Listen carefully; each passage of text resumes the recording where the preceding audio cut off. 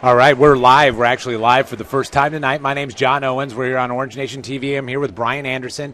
We're at the top of the 6th inning here at Petco Park. There's a 2-2 count right now. Outfielder Mr. Wagner from the West Hills Wolfpack is in the box right now. Matt Melanese is on the mound. It is 8-0 Wolfpack on top. In between innings, Brian Anderson will get you caught up with all the action in between innings as Wagner takes a step out of that box. Now, we do apologize for the delay here. Obviously, a substantial delay. Out of our hands, software issues.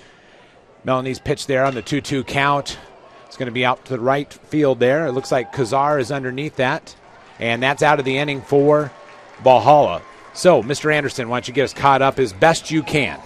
Well, Sean Flannery was a starting pitcher for Valhalla, and he had a beautiful first inning, but in the second inning, things started falling apart. Frank Mello was able to get 2 RBIs on a single to put the Wolfpack up ahead by 2. The Wolfpack added 2 sacrifice flies, one by Hayden Schilling and one by Chris Aguilar in the second to go up 4-0. In the fourth inning, a RBI from Chase Parsons and Alex Wagner put them up 6-0. That was it for Sean Flannery. At that point, he was replaced by Matt Melanese, who had a nice fifth inning, but then the Wolfpack came back in the sixth inning and scored 2 more on an RBI by Dallas Siegel and by a fielder's choice by Chase Parsons. And that put them on top 8-0. Now, Brian, just sitting up here pacing all night because of our software issues. We do appreciate Play On Sports trying to help us through that situation. The story's been Heaslink tonight, though, for Wolfpack on the mound there pitching. Oh, he's been masterful. He has so far thrown a grand total of 48 pitches through 5 innings. He's only allowed 3 hits and a couple of walks. He's just been in complete control. The Valhalla batters seem to be just guessing wrong and not really being able to put anything together. We've had a couple runners in scoring position, and we even tried to probably force a run at home, but the solid defense of the Wolfpack shut that down instantly. Sean Crosby is going to get things started off here for the Norsemen here, the bottom of the 6th inning. Now, just so you know what you missed out, our crew of students and Orange Nation TV experts sitting in this booth prepared a lot of videos to be ready this week. That first pitch is going to be fouled off. And so we have tons of things, starting lineup videos. We have promo videos. We're going to try to roll those through here, and we're going to put this game up as best we can in the entirety. Now, the first few innings we recorded with no commentary, which for some of you may think is a good thing.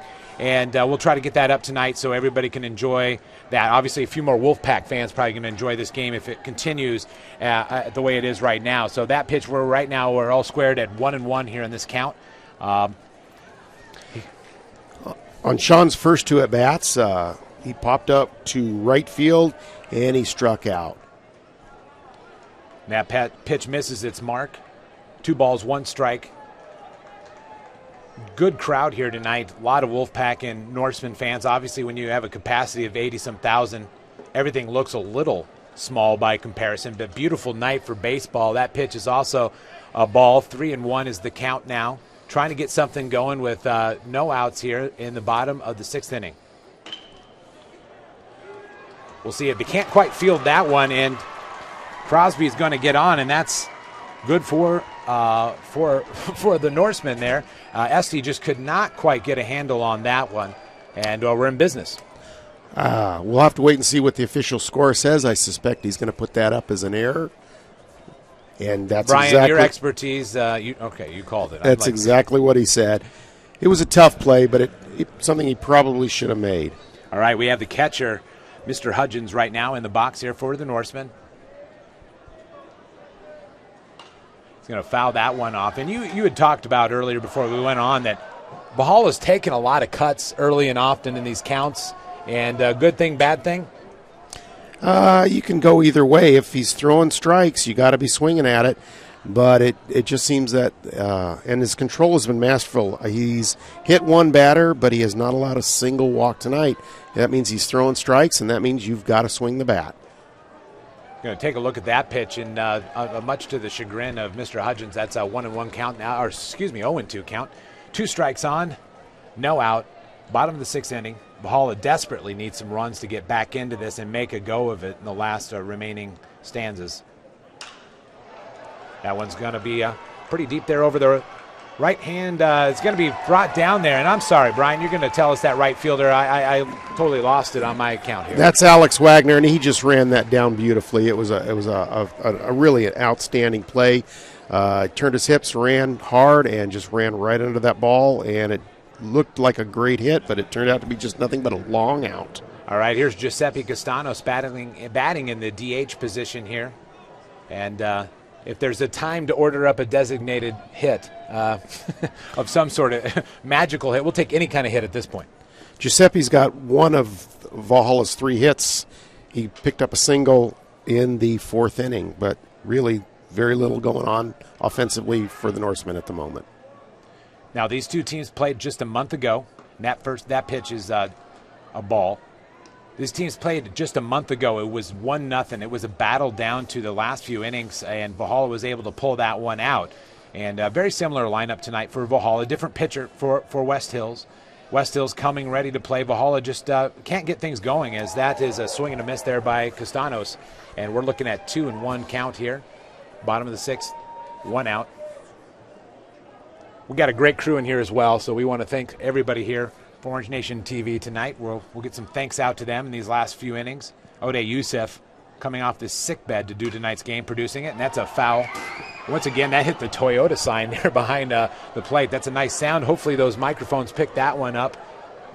You know, you had mentioned this earlier, Brian, that thing about foul balls tonight is that the crowd is small, but it's big for a high school game, but small for Petco.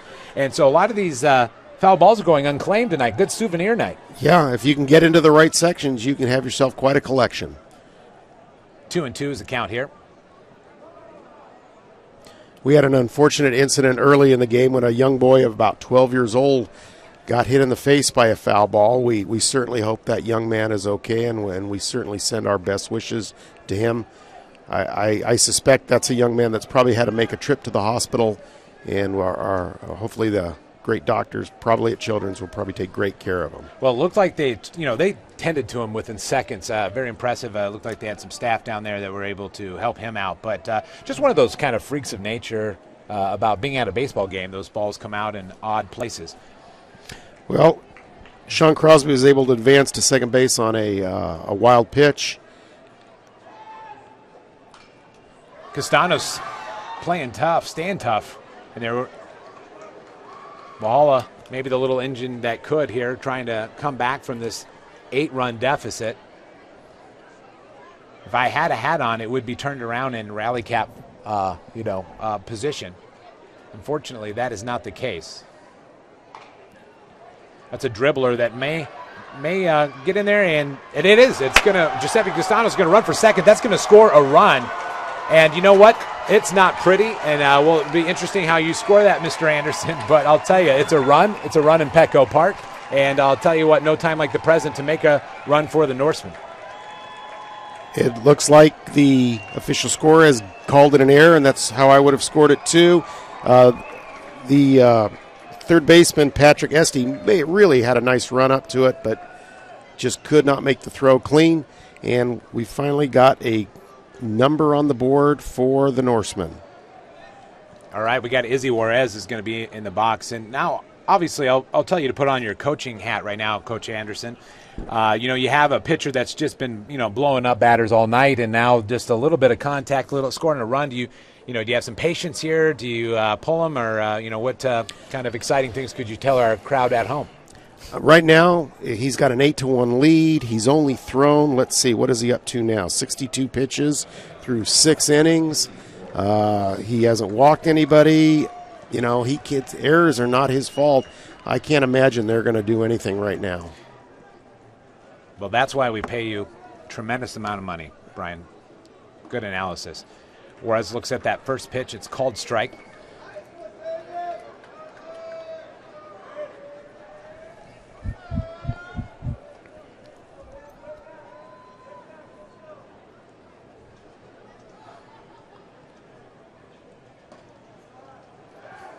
Trying to catch him sleeping there.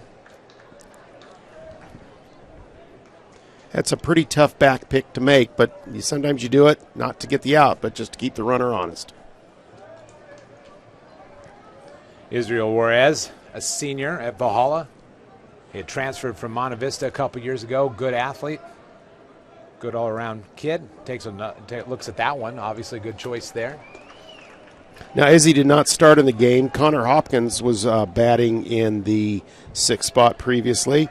But I think, considering the score, coach is probably trying to get some of his bench players in and hopefully make something happen. Now, I got to apologize. That was a called strike. And from my angle, obviously, that's a better angle. The home plate umpire has a better angle than I did, obviously. So 2-2 there. Count evens up.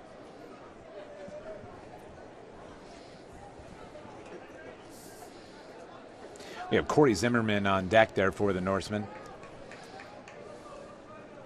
We have Ode Youssef, as I said, producing here tonight. He's been on the phone for about an hour and a half with support in Atlanta for Play on Sports. Thank you so much for his time. We got Joseph Hope Hull on the camera tonight, doing a wonderful job.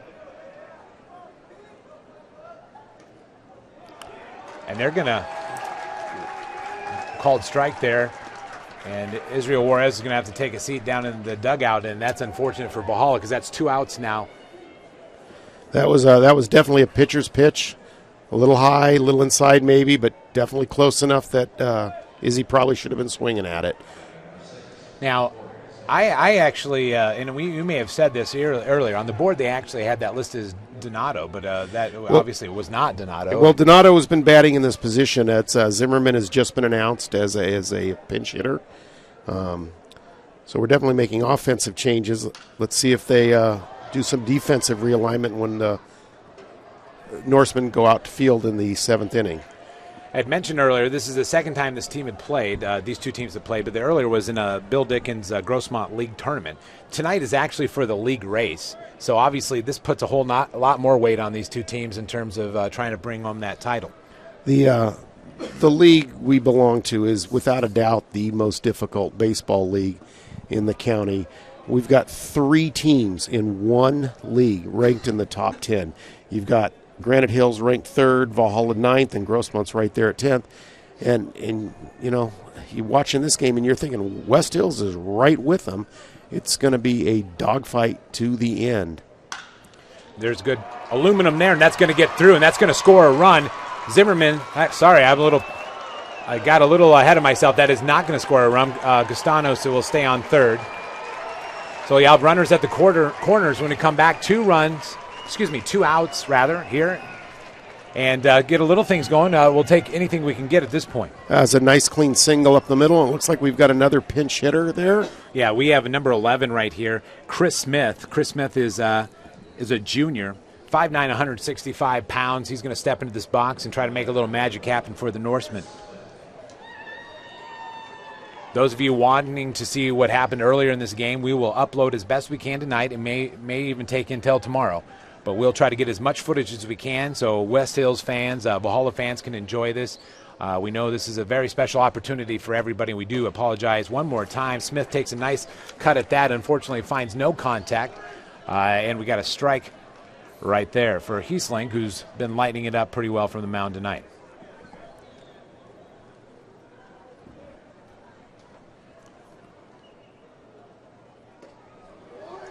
Another strong cut there by Smith. 0-2 is the count. In between inning breaks, we're going to show you those what we had for starting lineups for West Hills and Valhalla. If there's time, and we'll get those shown. So the players introducing themselves.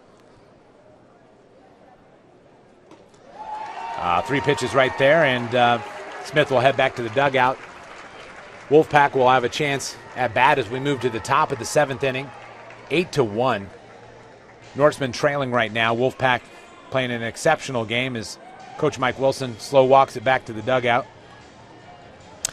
I got to tell you, Hessling is impressive. He has only thrown 72 pitches through 6 innings. He's really had excellent control, still no walks. I can't imagine that they're going to let anybody pitch for him if he's even got a chance at this complete game win. All right, we're going to take a look at those lineups right now, and O'Day's going to roll that video.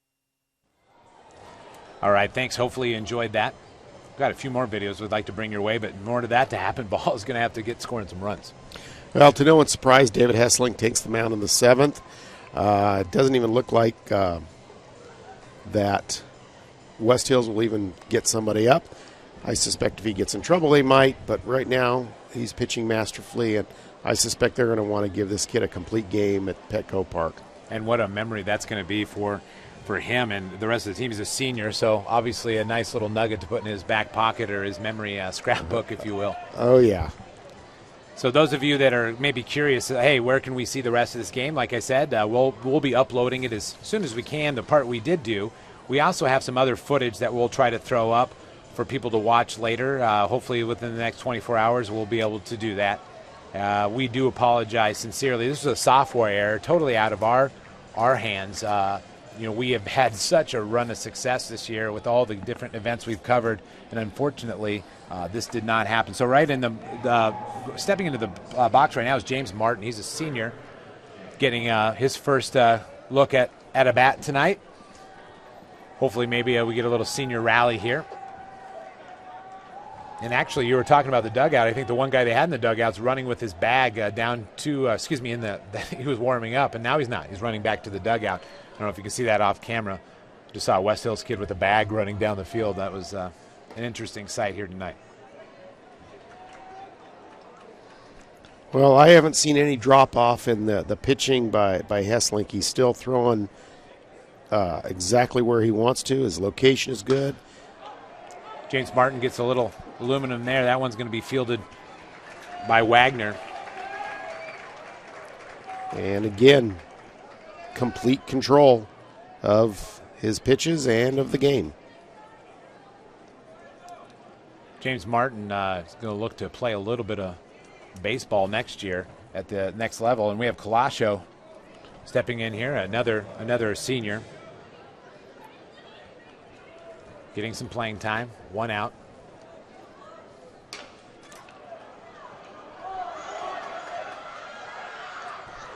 And now 2 out, 1 out away for West Hills, and they can walk off Petco's field victorious and also get another win in league for them. Actually, I believe this would be their first win in league. They are, I think, according to my records, 0-4 in league, but not looking like an 0-4 team. But they ran into Buzzsaw. They ran into Granite, obviously one of the top teams in league. Yeah, it's an incredibly difficult league, and you'd like to hope that, at the end of the season, no matter what their record is, the seeding committee considers the difficulty of playing in this league, because this is a quality team, and they certainly deserve a shot at the playoffs. Who is this? Right here we have Eddie Van Antwerp, another senior, taking a swing there.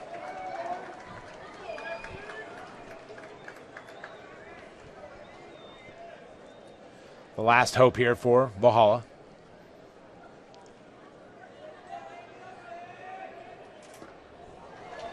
At the conclusion of the game, we'll have a little post-game wrap-up. We're going to get some shots of the team celebrating or doing whatever, and Brian Anderson will bring us all those stats you want to hear. Van Antwerp looks at that pitch. 2-2 now is the count. 2 outs. And I guess I just got a note from our producer. At the conclusion of this game, we're going to show you a quick promo video for Valhalla. We'll come back, though, with a 2-camera shot with a wrap-up. And like I said, we'll probably be longer than the game itself as we look at West Hills fans standing up, cheering their team, trying to get this last out. And they do indeed get that. West Hills is victorious tonight at Petco Park by a score of 8-1. We'll come back here shortly with a wrap-up and stats here on Orange Nation TV.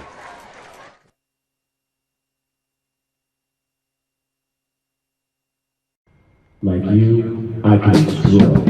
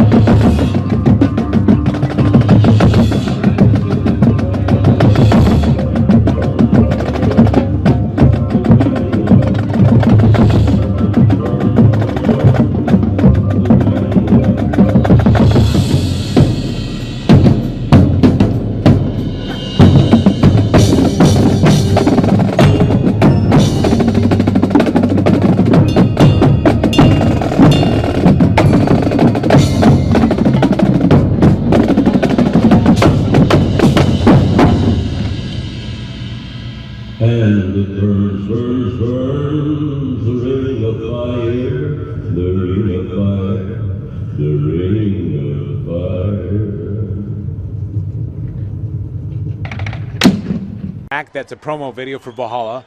Obviously, tonight was a tale of, well, for us, it was a tale of several innings we didn't get to cover, and Valhalla came back, unfortunately, a little short, 7 runs short. Brian, what are some of the tale of the tape or tale of the stats that you can share with the folks at home? Well, if you had told me that the Wolfpack was going to make 4 errors, I would have said, ooh, that's going to be a game that they're going to lose. But with David Hessling on the mound tonight, that's not what happened. He was masterful.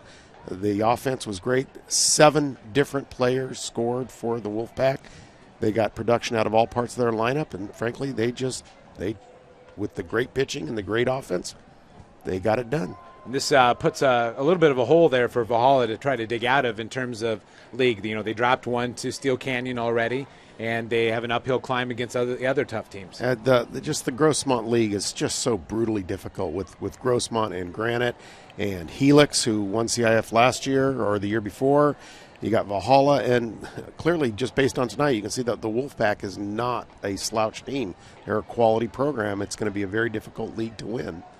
Well, Brian, we thank you for your stats and your expertise. It was a rough night tonight for Valhalla, and unfortunately for Orange Nation TV, that software issue kept us out of the game for, unfortunately, a number of innings. But we want to thank our crew here tonight. We have Abigail Metch, who is always a good contributor to Orange Nation TV. We got Joseph Hope Hull grimacing as he holds that camera. We got Mason Arabo and, of course, Ode Youssef. He does some work from time to time around here. We got Amanda Zimmerman, who always a stalwart for us. And then we had Emily Cannell tonight taking a lot of stills and doing different shots from that program. We want to thank West Hills. They let us go out and interview people. Those interviews are still online. You can watch them anytime you want. To anybody that wants to see the first part of this game, we're going to try to get that uploaded and see somehow put this game together somehow in some at least watchable package for you. We hope that this doesn't reflect too poorly on Orange Nation TV going forward. They're only our first major air of the year, but unfortunately, it happened at Petco Park, so a little bit of egg on our face. But we thank you for watching here tonight. On behalf of Orange Nation TV, Brian Anderson. My name is John Owens, and hopefully you enjoyed what we were able to bring to you tonight.